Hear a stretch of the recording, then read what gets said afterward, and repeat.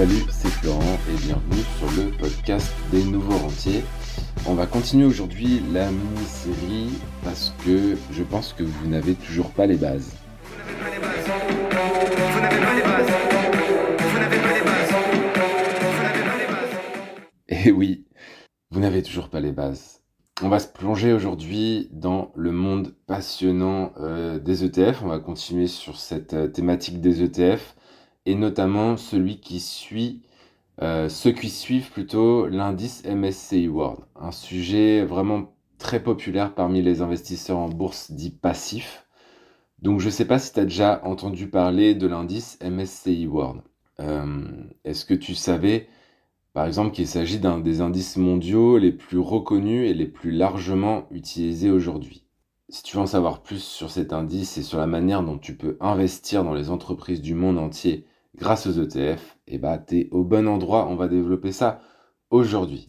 Donc qu'est-ce que l'indice MSCI World? L'indice MSCI World, c'est une abréviation de Morgan Stanley Capital International World, et c'est vraiment un incontournable dans le monde de la finance d'aujourd'hui, notamment la finance passive. Un petit rappel sur la finance passive et active. Investir en bourse de manière passive, on va plutôt privilégier tout ce qui va être justement ETF, tracker. L'avantage, en fait, c'est que comme je disais dans l'épisode d'avant, c'est des paniers d'actions et tu vas pouvoir du coup assez facilement diversifier ton portefeuille et surtout c'est complètement passif, c'est-à-dire que tu ne choisis pas toi-même les actions. Du coup, ça prend vraiment très très peu de temps d'investissement. Contre les investisseurs plutôt actifs qui vont être les gestionnaires de fonds qui vont essayer de surperformer les indices ou même les investisseurs particuliers qui vont faire des stratégies du genre investir dans des actions qu'ils vont choisir eux-mêmes pour les dividendes ou ce genre de choses. Donc moi, je suis vraiment de l'école investissement passif parce que ça prend pas de temps, on fera aussi bien que le marché, et le marché, 90% des gestionnaires de fonds. Donc si en tant que particulier, tu penses que tu vas pouvoir battre les gestionnaires de fonds en y passant quelques heures par jour ou par semaine, euh, franchement, remets-toi en cause parce qu'il y a très très peu de chances que tu battes les gestionnaires de fonds qui ont les diplômes de la finance et qui passent 8 heures par jour devant leurs écrans ou dans des sociétés à éplucher des bilans. Donc remets-toi bien en cause par rapport à ça. Je sais que l'investissement passif c'est très populaire, mais malheureusement aujourd'hui c'est pas du tout la manière la plus simple d'investir en bourse pour commencer. Et notamment, c'est pas la meilleure stratégie qui va te rémunérer le mieux. Un investissement passif, on va le voir aujourd'hui, va déjà te rémunérer de manière très correcte. Et après, si tu veux aller plus loin, tu as des stratégies comme celle que j'ai développée avec la méthode RSR. Et pour ça, tu as tout ce qu'il faut dans la description de ce podcast. Parenthèse fermée sur la gestion passive et active, je voulais juste te remettre ça un petit peu en tête. Donc si on revient sur le MSCI World, il regroupe 1465 actions de grande et moyenne capitalisation dans 23 pays développés à travers le monde. Donc si tu achètes un ETF qui suit le MSCI World, immédiatement tu es diversifié sur 1465 sociétés à travers le monde entier. Et c'est ça qui fait la puissance des ETF. C'est-à-dire que tu achètes un ETF, mais immédiatement, tu es hyper diversifié. Et malgré la connotation world, qui veut dire monde en anglais, si tu connais pas ce mot, cet indice, c'est quand même très américain, puisque 70% de sa répartition reste aux États-Unis, puisque les plus grandes capitalisations mondiales sont actuellement aux États-Unis. D'ailleurs, si on parle un peu de la composition, euh, ça regroupe vraiment beaucoup d'entreprises de divers secteurs économiques, de la technologie à la santé, en passant par la finance et les biens de consommation. Mais pour te donner une idée, ça inclut des entreprises emblématiques comme Apple, Microsoft, Nvidia, Amazon, Google, Nestlé, LVMH, Toyota, etc. Donc c'est vraiment un indice où tu vas directement être sur les plus grandes sociétés du monde entier. Et c'est ça qui en fait vraiment son intérêt et l'intérêt notamment des investisseurs particuliers. Si on revient un peu sur le contexte historique, cet indice a une longue histoire, ça a connu vraiment plein de choses, puisque cet indice existe depuis 1987. Il a été créé par donc la société MSCI Incorporation. C'est une société de services financiers mondiale. Cet indice, c'est vraiment devenu un pilier du marché boursier mondial parce qu'ils offrent vraiment aux investisseurs particuliers une vision globale, diversifiée des marchés internationaux. Cet indice, il a traversé déjà plusieurs crises. Euh, alors, le tracker n'existe que depuis 1987, mais l'indice existait avant. Il a traversé notamment la crise pétrolière des années 70, le crash boursier de 1987, l'éclatement de la bulle Internet dans les années 2000, la crise financière des subprimes en 2008 et plus récemment la crise post-Covid en 2022. Donc chaque crise, forcément, ça a apporté ce qu'on appelle un drawdown sur les indices, c'est-à-dire une perte sur du court terme qui va ensuite être enchaînée par une phase plutôt haussière. Mais l'indice s'est vraiment bien comporté pendant ces crises et tu verras que la performance reste au rendez-vous malgré le fait que c'est traversé toutes ces crises. L'évolution de l'indice, parce que en fait l'intérêt aussi d'investir dans un tracker, c'est que tu vas du coup investir sur les indices, sur les actions qui composent cet indice, mais les actions qui composent l'indice, elles varient dans le temps, puisque tu as des actions aujourd'hui dans l'indice qui n'existaient même pas en 1987. Donc tu vois que l'indice, c'est quelque chose de vivant, entre guillemets, qui va évoluer en fonction des cycles économiques, en fonction des dynamiques économique que traverse le monde. Et du coup, ça permet vraiment de profiter de tout ça, puisque ça va se faire sans que toi, tu aies besoin d'intervenir, puisque toi, tu investis tout simplement sur l'indice, et l'indice évolue au fur et à mesure du temps. Si je prends un exemple plutôt franco-français, je le dis souvent, mais le CAC 40 d'aujourd'hui, c'est pas le même CAC 40 qu'il y a 10 ou 20 ans. Si tu regardes les sociétés qu'il y a dans le CAC 40 aujourd'hui, c'est pas les mêmes. Il y a une partie qui est un peu commune, mais il y a quand même eu des variations dans ces sociétés, puisque tu as des sociétés qui sont apparues dans l'indice, puis qui ont fait faillite ou qui ont disparu, etc., et qui sont remplacées par d'autres. Si on regarde un peu plus récemment, si on revient au MSCI World, la part des entreprises technologiques dans l'indice a vraiment considérablement augmenté au cours des dernières décennies, parce que c'est vraiment, depuis l'apparition d'Internet, c'est ces entreprises-là qui ont le vent en poupe, qui font leur croissance, etc. Et ça reflète bien la montée en puissance des géants technologiques comme Apple, Microsoft et Google, par exemple. Donc le secteur technologique, ça représente aujourd'hui quand même 23% de l'indice. Mais tu vois que c'est que ça reste un peu moins d'un quart. Donc ça te permet quand même une diversification qui est assez intéressante.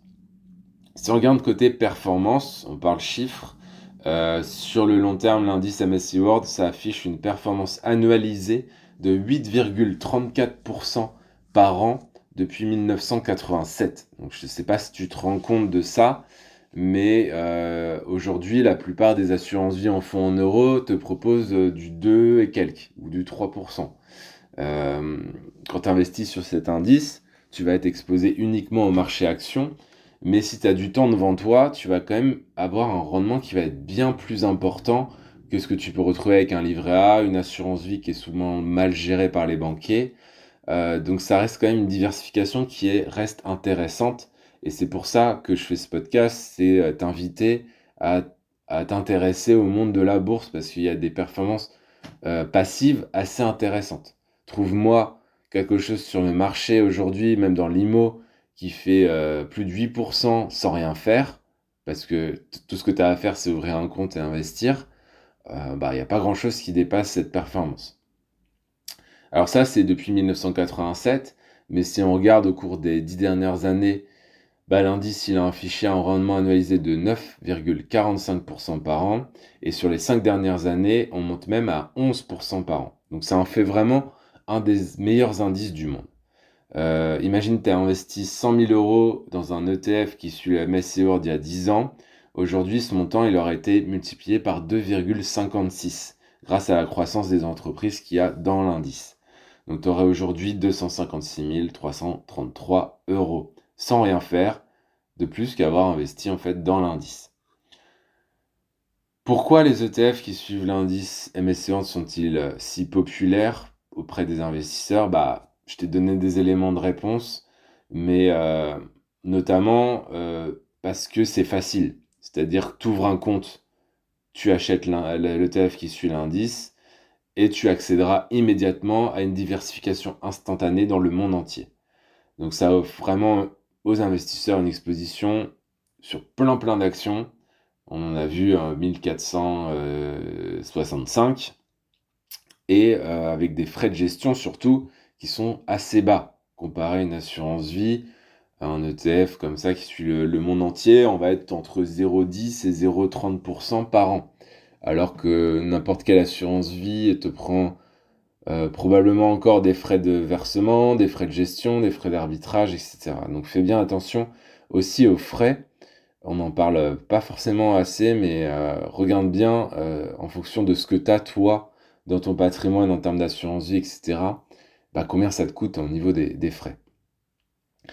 On arrive justement à comment investir dans les ETF qui suivent cet indice MSCI World, parce que si tu m'as bien suivi, l'indice c'est le MSCI World. Et le principe d'un ETF, quel qu'il soit, ça va être de copier tel ou tel indice. Et du coup, en fait, tu as plein d'indices, tu as plein d'ETF qui suivent le MSCI World. Donc pour ça, il te suffit d'ouvrir un compte sur une plateforme de courtage en ligne, un courtier en ligne.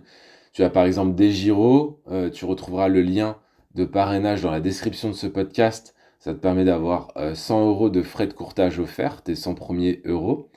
Et tu tapes tout simplement MSCI World dans la barre de recherche et tu pourras tout simplement l'acheter, en fait, tout simplement. Tu peux, je vais t'en donner quelques-uns quand même pour te faire avancer là-dedans. Donc, tu as encore un Lixor MSCI World qui distribue les dividendes, qui s'appelle Lixor MSCI World UCITS ETF. Entre parenthèses, c'est marqué D souvent. Faut savoir aussi que Amundi a racheté Lixor, donc ils vont de plus en plus fusionner leurs ETF. Donc si tu le retrouves pas, c'est peut-être que tout simplement Amundi a fusionné ses ETF pour en garder un peu moins. Tu as du coup le Amundi MSCI World aussi. Moi, j'ai tendance à privilégier des ETF qui capitalisent. Donc, en général, tu retrouves un petit C entre parenthèses parce que ils réinvestissent automatiquement les dividendes. Donc, surtout sur un compte titre, quand on va te verser des dividendes, tu vas être imposé. Alors que si l'ETF réinvestit directement les dividendes pour toi, tu ne seras pas taxé tant que tu n'auras pas vendu tes ETF. Donc c'est quand même dommage de payer des impôts sur des dividendes alors que tu pourrais ne pas en payer et attendre tout simplement la fin ou le moment où toi tu veux commencer à revendre des actions, des ETF pour te faire un petit rente mensuel par exemple. T'en as un d'iShares aussi, t'en as un aussi de BNP Paribas, mais grosso modo, je te conseille vraiment plutôt d'aller sur les ETF de Lixor ou d'Amundi. C'est vraiment les deux gros émetteurs d'ETF en Europe et ça fera très bien le taf. Tu peux aussi diversifier sur deux ETF, comme ça tu dépends de deux émetteurs différents, ce qui dilue un petit peu ton risque au niveau des investissements des ETF, parce que le plus gros risque que tu as quand tu investis dans un ETF, c'est que la banque sur laquelle est adossé l'ETF fasse faillite. Mais grosso modo, c'est assez peu risqué. C'est comme si BlackRock faisait faillite aux États-Unis. Enfin, pour l'instant, on n'est pas du tout dans ce schéma-là. Bien sûr, après, les contextes économiques où tout ce qui peut se passer dans le monde peuvent changer. Et du coup, je t'invite à suivre le podcast pour éviter de te faire avoir. Mais pour l'instant, en tout cas, en novembre 2024, au moment où je te fais ce podcast, on a quand même assez peu de risques que les banques adossées à ces ETF fassent faillite. Après, ça reste mon point de vue. Fais tes propres recherches si tu veux aller plus loin. Pour maximiser tes investissements, vraiment, prends une approche long terme. En bourse, c'est toujours le long terme, donc c'est 5 à 8 ans. et être discipliné vraiment dans ta stratégie d'investissement. Je parle justement des différentes stratégies d'investissement dans l'épisode de podcast juste avant, l'épisode 4 de la mini-série. Donc si tu l'as pas encore écouté, bah, écoute-le également, ça te remettra les choses en tête à ce niveau-là. Oublie pas du coup de diversifier bien ton portefeuille, mais si tu as compris d'acheter un ETF qui suit le MSCI World, bah, tu seras instantanément diversifié. Donc ce qu'il faut après, c'est principalement de la discipline avec un montant fixe que tu vas pouvoir investir tous les mois. Donc voilà pour ce tour d'horizon des ETF qui suivent l'indice MSCI World. J'espère que cet épisode t'a permis de mieux comprendre pourquoi cet indice est si populaire parmi les investisseurs et comment investir sur cet indice, sur cet ETF qui suit cet indice si tu en as envie. Voilà, c'est tout pour la mini-série aujourd'hui. Il y aura le dernier épisode de la mini-série, alors probablement la semaine prochaine ou peut-être pas la semaine prochaine, celle d'après. Tu verras. Je t'invite à t'abonner au podcast, mettre 5 étoiles si tu es content du contenu que je propose gratuitement. Et un petit commentaire sur ta plateforme de podcast. Ça fait toujours plaisir et ça donne de la visibilité à ce podcast que j'essaie de faire tourner et de te faire un nouvel épisode chaque semaine qui sort soit mercredi matin, soit jeudi matin. Je te souhaite une belle journée et je te dis à bientôt pour un nouveau podcast. Ciao, ciao, ciao, ciao!